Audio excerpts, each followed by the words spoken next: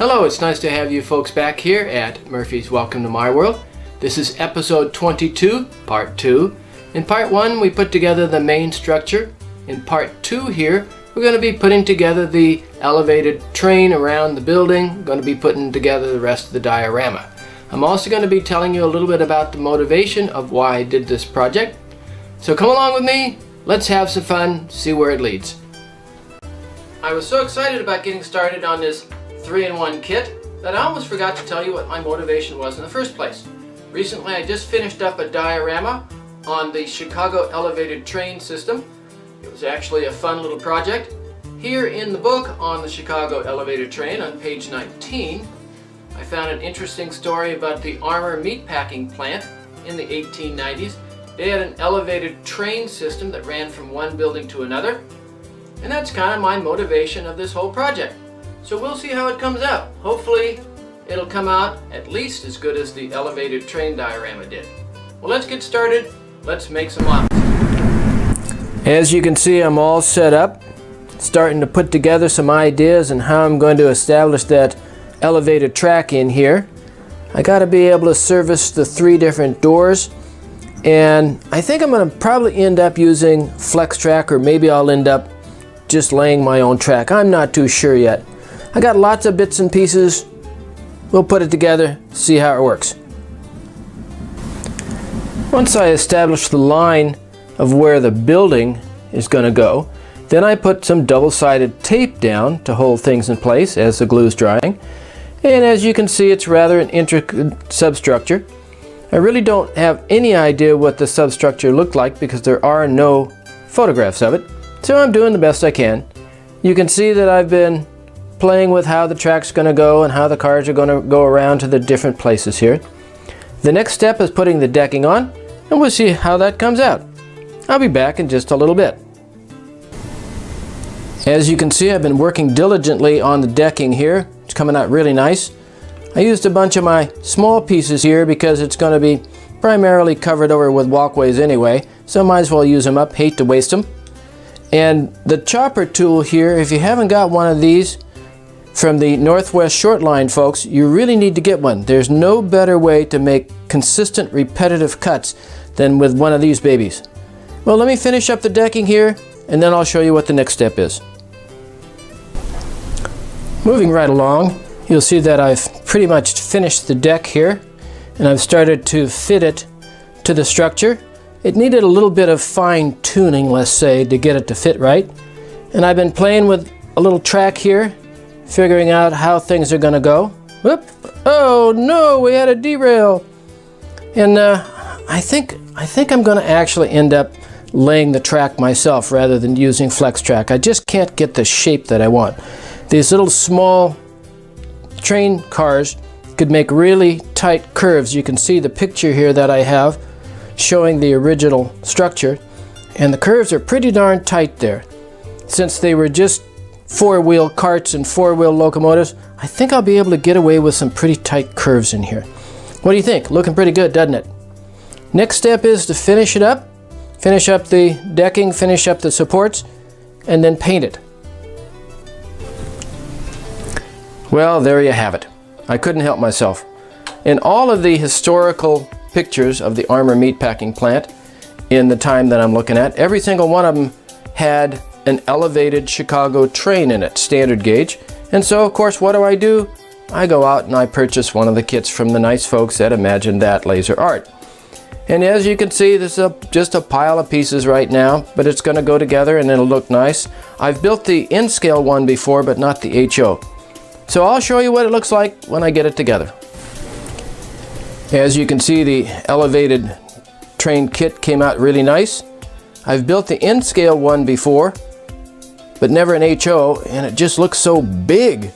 And as you can see, I've got the loose rail out. I'm going to lay the rail. I decided not to use flex track, so it'll come out really nice. Next stop, the paint booth. And you can see one more piece to the puzzle here. It's the elevated train, Chicago elevated train. And as I mentioned earlier, in almost all of the photographs of the area and the time, the elevated standard gauge train brought the worker bees into the plants and take them out again every day. So this came out really nice. What do you think? Well, let's move along with the project and see what's coming next. Well, as you can see, I've got a lot of work done since the last time we talked.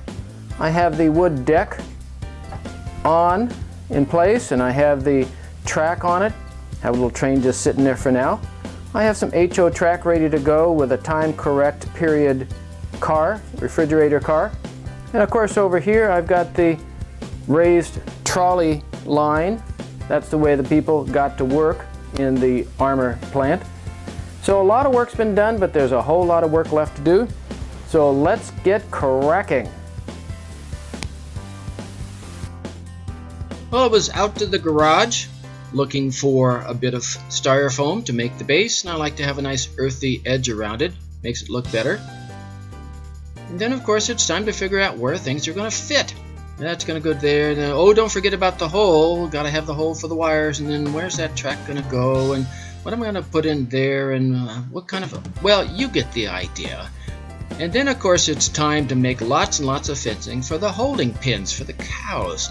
Again and again and again and again. Yeah, that was fun. Well, it's finally time to start putting stuff on the base. I do my track a little differently than most of my buddies. They slave away. I just kind of slop it on there. It's going to be good enough. And here's what it looks like after the glue dries. What do you think? Now the rest of the scenic material that I put on, I like to use a series of different sized strainers and put it on evenly but inconsistently. Now here's what it looks like for the pins. I like it came out. So okay, we got the base almost ready to go. Let's start putting stuff on it. Well, okay, that's kind of how it fits, but don't glue it on yet. Got to get the other stuff on first or else nothing's going to fit. Now it's time to start making the pins, and of course making the pins requires a chopper. Chopper 2 is my favorite tool. If you're going to be making a zillion different cuts of the same length and type, you have to have one of these. Okay, there's some other ones in the market too, but this one is what I have. Okay, well, we've got most of the scenic details on now. We got the fencing up. Got a pile of cows. Well, that's not exactly where they're going to end up. And you can see the pins. I'm making pins all around. And these are my little handy helpers. I always have handy helpers around. Ah, the water tower, isn't that nice? This kit comes with lots of extra little detail things. You can put all kinds of stuff on, and basically I dig around my treasure chests looking for, well, they're not really junk, but bits and pieces of leftover kits. You can never put too much stuff into your scene.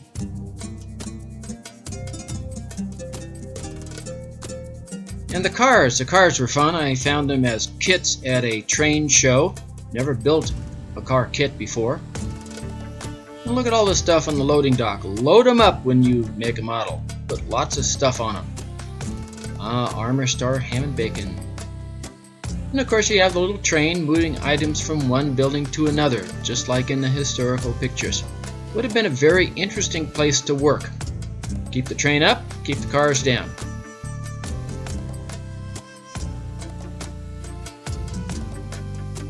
I just love detail. There's no such thing as too much detail. I love all the stuff going around, the people doing stuff, machines moving from place to place. Look at that, isn't that fun? Those poor cows. Look at those poor cows. Well, I want to thank you cows because I like beef. All the little things, the people moving around, walking around, all the stuff on the loading bays.